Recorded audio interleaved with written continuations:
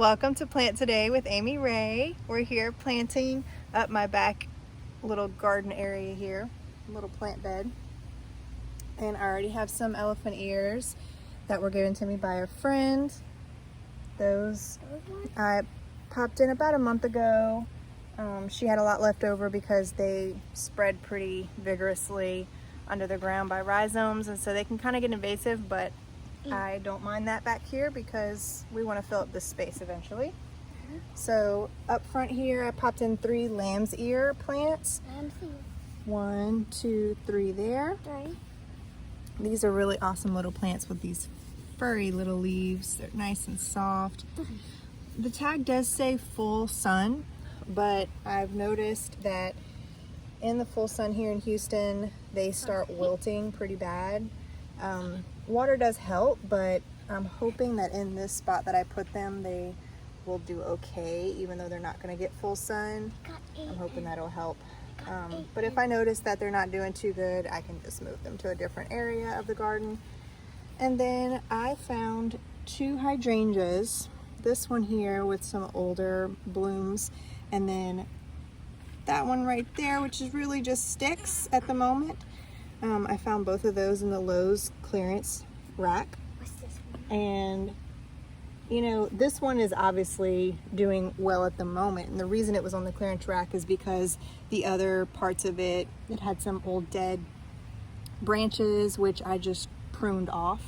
And then the other one over there that's just twigs, it has a ton of little blooms coming, well not blooms, but like little buds coming off. So that's gonna all be new leaves, and it's gonna flush out beautifully. I just know it. Now I do have a little bit of worry about putting these hydrangeas in the ground because I haven't really had much experience with them in the ground. I have a couple in pots that do great, but we'll see how they do. I can always pop them out if they don't do well. I'm gonna show them this. Okay, a little begonia flower. Yeah, it's pretty. So back in this area, we had a bunch of azaleas that we had completely cut back last summer. They were just really overgrown. I have one right here. And now, of course, they're coming back. Even though we cut them all the way to the ground, they're coming back. And honestly, that's fine. That's, you know, a great thing. But we will definitely keep them pruned pretty short, just so they don't get wild and crazy. Show them Bella. Okay, say hi, Bella. Hi. And then this begonia here is a really nice big begonia that I kept in the pot because this whole area, because of all those azaleas we had here, it's full of roots. So it's really hard to get a deep hole. So all of these that I popped in, they had pretty shallow roots, and I was able to kind of maneuver them and plant them up. But if it's got a really deep root system, we won't be able to put it here. What's this one? That's an elephant ear, buddy. Yeah. Remember last time? Everything that I planted here, I put plant tone in, espoma plant tone, just to kind of help it get a good start. Hey, Bella, let's go on the stream. This is a Oh, Mom. vitex tree Whoa, Mommy, do it. that we pruned back really hard, Relax. and it's they're all dirty. fleshed back, which is They're awesome. dirty, Mama. It's okay. That's nice. I put in some caladium bulbs. These are all now just popping up as of the last couple weeks. When I put them in, they were just a dry bulb. They came in a bag of like 30 from, I think I got those at Lowe's or Home Depot. And they all came up, it looked like. So it took a while, and I was a little nervous for a while that they weren't gonna come, but they did, and they're doing great. At this point, I've dug out a little bit of dirt, but all I can see is roots. So I just take my pruners and I start snipping off these roots and take those out, because this azalea that they're connected to is dead anyway. That one's not really coming back. So I'm not doing any harm here. No harm today. I'm gonna show you something. So I take this hosta And it's pretty tiny right now. I got it on the clearance rack at Lowe's. It's only $3 and it is not this big. So the root ball itself, watch this. Show them this though. So there are some roots that go down, but I'm just going to gently tease this plant and let all the dirt that's not really in the root ball fall off, and we'll see how the actual root ball is not very big. So this is how I can get away with planting pretty shallow. Get closer, See? look. Back up a little bit, bud. So I don't have a whole lot here. So this tiny little hole that I made will work just fine. Give me my plant tone, buddy. Where's the bag? It's right here. So this is the plant tone that she's gonna put in. Here.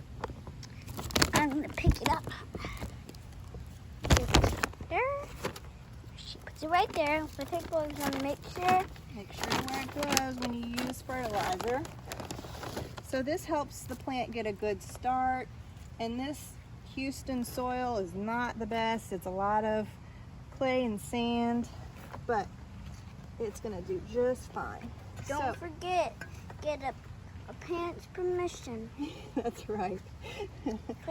Cause you might not know where you're supposed to put it, and you just put it all around. Okay. So there you have it. There's your own plant. The hosta is in. There's your own hosta. Hosta! Woo! All right, time for the coral bells. Coral bells. Where are you gonna put them? And we're gonna plant are the melting fire coral bells. This one I also got on the clearance rack, of course. Don't tell me twice. They got some new plants in the clearance section. It's the first place I go when I get to Lowe's.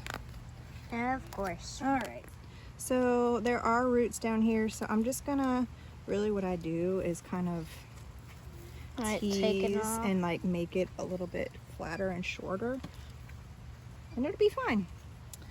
So you can see my little shovel here. Ooh. Just a little tiny. I always use this size shovel. It's rare you'll see me using a big size, because I usually everywhere I'm planting there's other plants around, and when you have a big long handle like that, It's it's better for her hard. to like kick it down, and it's easier for her to It's bring just it down. a lot easier to handle. All right. Like some berries.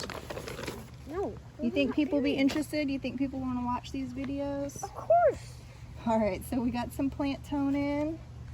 Got my coral bells that are looking kind of sad right now. And a few Well, days later, guys, they'll be happy that's and ready to right. go. That's right. So put my dirt back. Especially if you keep them nice and healthy. Healthy and watered. That's how they'll stay As happy. you guys can see, we have drip tubing that I laid last week. I converted our sprinkler heads to drip. So I have drip tubing, and these have emitter holes every 12 inches. So it should get some really good coverage here. I'm playing around with how long to let these run, but I have them running for about 20 minutes twice a week right now. We're getting up in the 90s now, but as we get hotter over the summer, I'll probably extend that. It's I'll have already to play hot. around with it. It's very hot. All right, so It's 90 degrees that's all we're going to Fahrenheit. do today. Thanks for watching.